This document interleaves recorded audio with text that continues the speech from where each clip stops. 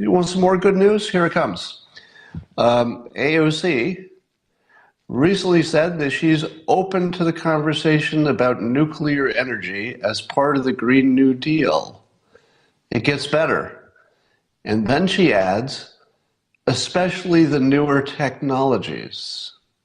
This is the biggest news in the world.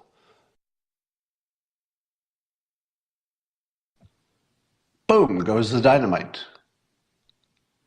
Do you feel it? That was the far left and the far right. Boop. It's the biggest news in the world. It's not on the CNN homepage because it's sort of not the news that they like to specialize on. It's also not on the Fox News page because Fox News doesn't like to give too much positive attention to AOC. They're far more likely to do a story about her if it's negative. But it's also not on CNN. CNN would like to do positive stories about AOC. Their audience would love that. But AOC is being smart about nuclear energy. Say what you will about anything else, her views on the economy, etc. I'm not talking about anything else she's done that you don't like.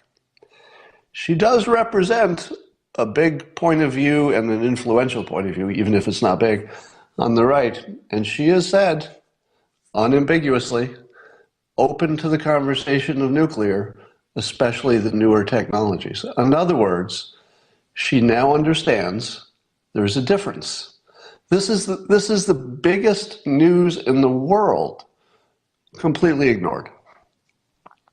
Why? Because nuclear energy is probably the biggest part of what's going to drive the world's economy in the next 30, 40 years. It's probably one of the biggest factors, and she just endorsed the conversation. Now, I'm pretty sure she knows enough about the topic that when she says I'm open to the conversation, it means she's already agreed that the risk-reward makes sense. That's sort of how I interpret it.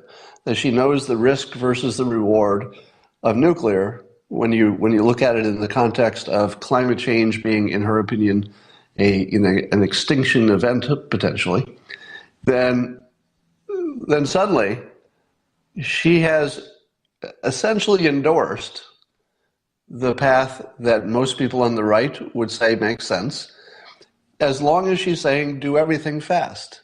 Do more wind, do more solar, develop new technologies as fast as possible, maybe look at ways to take CO2 out of the atmosphere, and also look hard at nuclear, newer technologies. That is the thinking style, the point of view, the way to frame our risk for climate change in the most completely productive way. Because whether you believe climate change is the big risk or a small risk or no risk at all, you still want as much green energy and low cost energy, which is what nuclear gives you, as you can get. So this is like one of the most positive developments in the world.